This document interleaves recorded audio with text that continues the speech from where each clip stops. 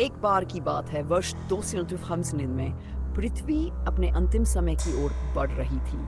मानव सभ्यता ने तकनीक में इतनी उन्नति कर ली थी कि वे अंतरिक्ष में बसने के सपने देखने लगे थे, लेकिन पृथ्वी की हालत दिन ब दिन बिगड़ती जा रही थी। ओजोन परत में बड़े बड़े छेद हो चुके थे, समुद्र का स्तर बढ़ रहा था और तापमान इतना अधिक हो चुका था कि जीवन का अस्तित्व खतरे में पड़ गया था। इसी समय वैज्ञानिकों ने एक भयानक खोज की। एक विशालकाय धूमकेतु पृथ्वी की ओर तेजी से बढ़ रहा था। धूमकेतु का आकार इतना बड़ा था कि अगर वह पृथ्वी से टकराता तो संपूर्ण जीवन समाप्त हो सकता था। सभी वैज्ञानिक प्रयोगशालाएं और शोध केंद्र इस धूमकेतु को रोकने के उपाय खोजने में जुट गई। उन्हें केवल 1 साल का समय मिला था, जिसके बाद धूमकेतु पृथ्वी से टकरा जाता। इस संकट के बीच एक खास वैज्ञानिक दल तैयार किया गया। इस दल का नेतृत्व प्रोफेसर आर्यन कर रहे थे, जो दुनिया के सबसे कुशल वैज्ञानिक माने जाते थे। उनकी टीम में जैविकी विशेषज्ञ डॉ. नेहा, खगोलशास्त्री डॉ. समीर और इंजीनियरिंग के उस्ताद देव शामिल थे। इस दल का एकमात्र उद्देश्य था धूमकेतु को रोकने का उपाय ढूंढना। लेकिन समस्या ये थी कि धूमकेतु की गति और आकार को देखते हुए उसे रोकना लगभग असंभव था। प्रोफेसर आर्यन और उनकी टीम ने कई योजनाएं बनाई, लेकिन हर बार कोई न कोई बाधा आ जाती। जैसे जैसे समय बीतता गया, लोगों के बीच घबराहट और निराशा बढ़ने लगी। कई सरकारें और देशों के प्रमुख अब इस विचार के साथ थे कि मानव जाति को इस संकट से नहीं बचाया जा सकता। वे अपने देश के सबसे अमीर और प्रभावशाली लोगों को सुरक्षित ठिकानों पर ले जाने की योजना बना रहे थे। इस बीच प्रोफेसर आर्यन की टीम ने एक आखिरी और सबसे खतरनाक योजना बनाई।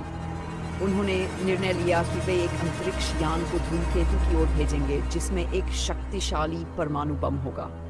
इस बम को धूमकेतु के नाभिक में विस्फोट कराकर उसे छोटे छोटे टुकड़ों में तोड़ने की कोशिश की जाएगी। ये एक बहुत जोखिम भरा काम था, क्योंकि अगर बम ठीक समय पर नहीं फटा या धूमकेतु के टुकड़े बहुत बड़े रहे तो भी पृथ्वी तबाह हो सकती थी। ये योजना को साकार करने के लिए आवश्यक था कि कोई इस अंतरिक्ष यान में जाकर इसे धूमकेतु के करीब ले जाए। यह काम पूरी तरह से आत्मघाती था, क्योंकि यान के चालक का वापस आना असंभव था। कई वैज्ञानिकों ने इसे अस्वीकार कर दिया, लेकिन देव ने इस मिशन के लिए स्वेच्छा से अपना नाम आगे किया। वह जानता था कि यह उसके जीवन का अंतिम काम होगा, लेकिन वह मानवता के लिए खुद को बलिदान करने को तैयार था। अंतरिक्ष यान तैयार किया गया और उसे धूमकेतु की दिशा में लॉन्च कर दिया गया। देव के साथ केवल एक रोबोटिक सहायक था, जो बम के संचालन में मदद करेगा। धरती पर हर व्यक्ति की नजरें आसमान की ओर थीं। सरकारों ने लोगों को सूचित कर दिया था कि ये मानवता के अस्तित्व के लिए अंतिम प्रयास है। जैसे जैसे यान धूमकेतु के करीब पहुंचा, देव ने महसूस किया कि धूमकेतु का आकार और गति वैसी नहीं थी जैसी उन्होंने आकलन की थी। धूमकेतु में अचानक तेजी आ गई थी और उसका सतह स्थिर हो रहा था। इससे यान को संभालना और भी मुश्किल हो गया। एक छोटी सी गलती पूरे मिशन को असफल बना सकती थी। पृथ्वी पर स्थित नियंत्रण कक्ष में सभी वैज्ञानिक बेहद तनाव में थे। प्रोफेसर आर्यन अपनी टीम के साथ देव के हर कदम पर नजर रख रहे थे। देव ने बम को धूमकेतु के नाभिक में सही स्थान पर रखने की तैयारी शुरू कर दी। उसे केवल कुछ ही सेकंड मिले थे, लेकिन उसने बड़ी धैर्यता के साथ बम को नाभिक के भीतर स्थापित कर दिया और टाइमर सेट कर दिया। धूमकेतु के बहुत करीब होते हुए देव ने आखिरी बार धरती की ओर देखा।